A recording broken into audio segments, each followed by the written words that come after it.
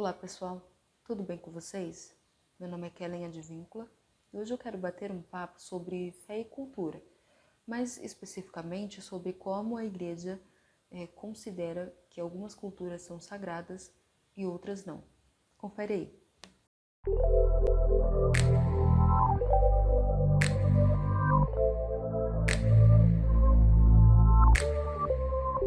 Você sabia que a maior parte dos elementos utilizados no culto tem origem europeia?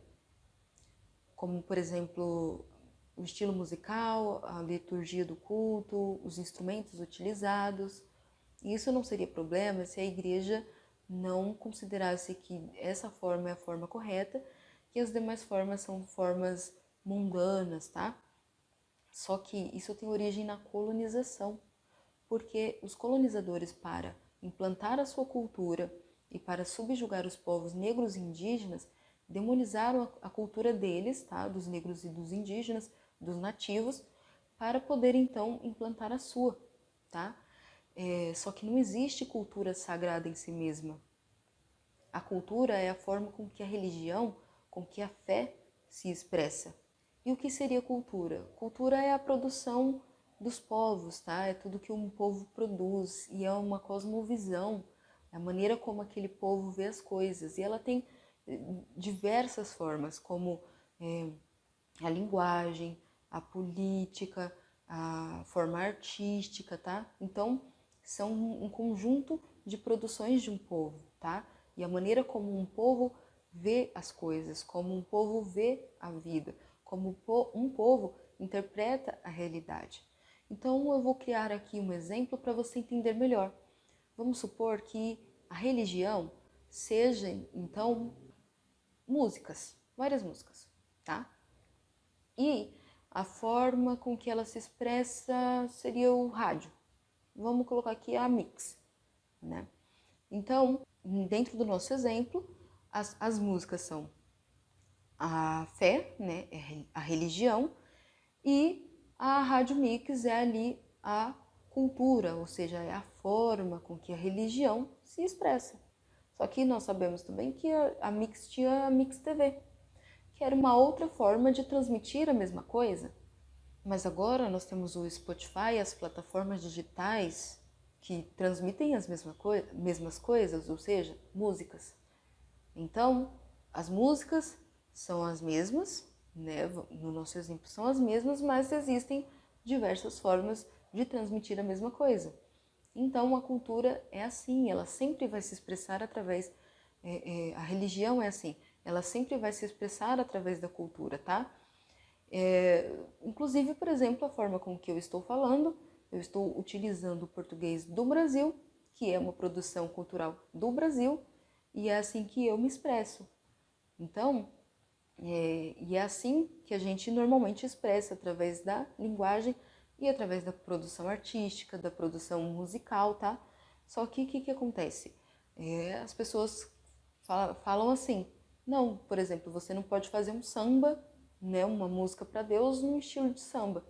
Por que não? Tá? Nada, o próprio apóstolo Paulo fala, nada em si mesmo é impuro a não ser para aquele que considera, tá? Paulo disse, eu me fiz de judeu para ganhar os judeus, de gentil para ganhar os gentios, de louco para ganhar os loucos e de sábio para ganhar os sábios. Se existisse uma cultura sagrada em si mesma, a princípio a gente entenderia que seria a cultura judaica. Só que aí a gente vê em Gálatas as pessoas tentando impor a cultura judaica para os Gálatas e Paulo fala assim, não é para impor a cultura judaica nos Gálatas, tá? Porque só é necessário a fé em Jesus Cristo, né? As pessoas não precisam se incorporar a uma determinada cultura para serem salvas ou santificadas. Não é a cultura que santifica, nenhuma cultura sagrada em si mesma. Por isso que Paulo ia para a cultura daquela pessoa que ele estava pregando o evangelho. Tanto que, quando ele chega em Atos 17, a gente vê ele chegando em Atenas, e ele cita poetas gregos, tá? Para o povo ateniense. E ele cita como que o que os profetas disseram fosse verdade. Se ele encontrou uma verdade em poetas gregos que eram muito idólatras, eram muito pagãos, tá? Quando Paulo chega em Atenas, ele vê altar a tudo quanto é Deus, inclusive ao Deus de Israel, ao Deus verdadeiro.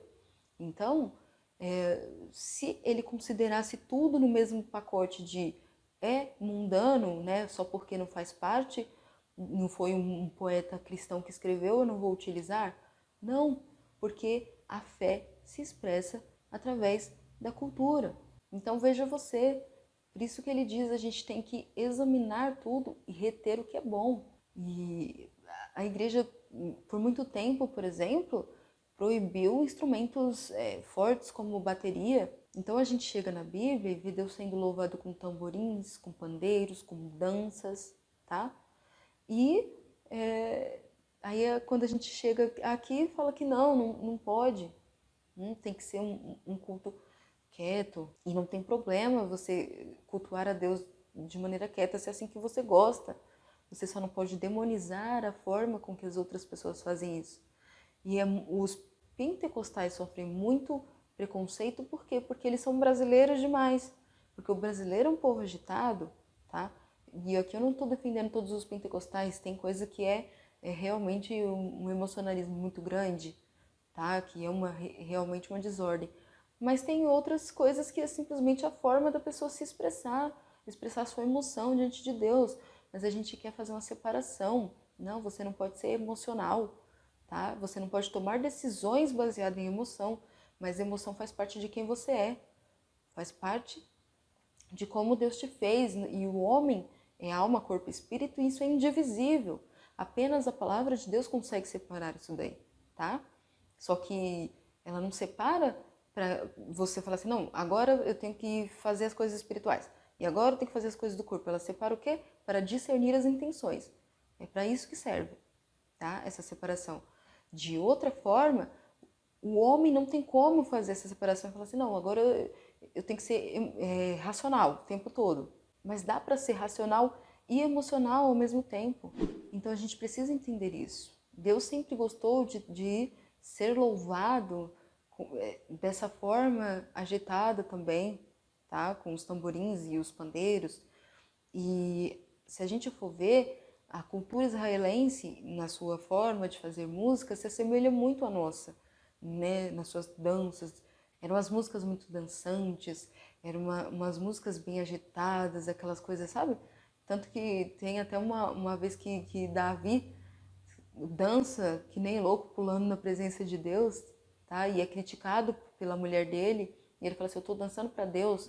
Então, a gente precisa ver essa questão de separação, de mundano, né? As pessoas falam assim, mas você tá colocando o mundo dentro da igreja. Que mundo que tá colocando dentro da igreja? A igreja que tá no mundo, tá? E quando Paulo fala que não é para se conformar com o mundo, não tá dizendo que não é para você não dançar, que não é para você não fazer as coisas normais que você faz. Por quê?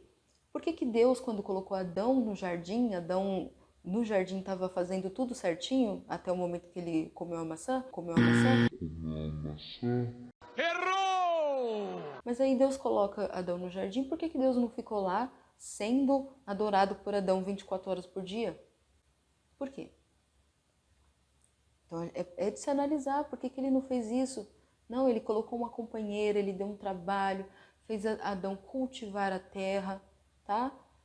Por quê? Porque essas coisas também louvam a Deus, né? O nosso trabalho, os nossos relacionamentos com as pessoas, aquilo que nós fazemos no dia a dia, também são para a glória de Deus.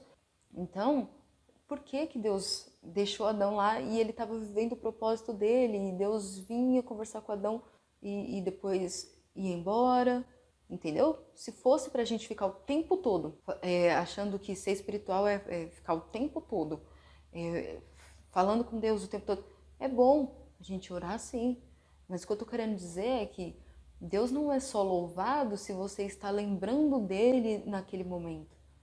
Por exemplo, Deus não só é louvado quando você está trabalhando e louvando ou orando. Se você está trabalhando, buscando fazer o seu melhor e sem quebrar princípios, como por exemplo, sei lá, levar a caneta do escritório para casa, aí você está agindo de acordo com a vontade de Deus e Deus está sendo louvado, entendeu? Então, Deus é louvado em toda a nossa vida, porque tudo é espiritual. A gente tem essa mania de querer separar o sagrado do secular, só que o sagrado está ligado, está dentro do secular. O que isso quer dizer? Que tudo é espiritual, tudo que a gente faz pode ser sagrado, sem necessariamente a gente estar com pensamento em Deus ou estar louvando a Deus no momento, tá? Sim, como eu disse anteriormente, se você está seguindo princípios. Então a gente precisa tomar cuidado com aquilo que a gente chama de mundano, porque é preciso entender quando a Bíblia fala de mundo como uma questão de coisas naturais, daquilo que nós fazemos no nosso dia a dia, né, da natureza, esse tipo de coisa, e quando a Bíblia chama mundo de coisas realmente ruins, ou seja, não se conformar com esse mundo, por exemplo. No resto do capítulo a gente vai ver o que significa não se conformar com o mundo, tá? É você ser paciente, é você perseverar, é você amar o próximo, é você perdoar o próximo. Isso é não se conformar com o mundo. E não dançar, não se utilizar de determinado ritmo de música, tá? Porque você vê, a gente fala que determinado ritmo é de Deus e os outros não, mas esse é um discurso de colonizador, é um discurso xenofóbico, sabe? Para implantar a cultura do dominador. E a gente está reproduzindo esse discurso em nome de Deus. Então, fica aí essa tarefa para a gente analisar aquilo que nós estamos reproduzindo, que discurso que nós estamos reproduzindo, tá? Não é um discurso xenofóbico baseado em dizer que determinada cultura e determinada coisa é mundano, não prova, não toca, né? Que é o que Paulo encontra acontecendo em Colossos, e ele manda a carta aos Colossenses dizendo: essas pessoas estão criando essas regras como aparência de santidade, tá? Só que elas estão querendo controlar vocês, tá? Essas regras não têm eficácia nenhuma. Então, a gente precisa entender esse tipo de controle que foi feito lá atrás, tá? E que a gente ainda reproduz, dizendo que determinada cultura é sagrada e o resto é profano, tá? Então, que a gente venha observar como, inclusive, que o próprio apóstolo Paulo, que é o que mais saía para outras culturas, para outros povos, o que ele fazia?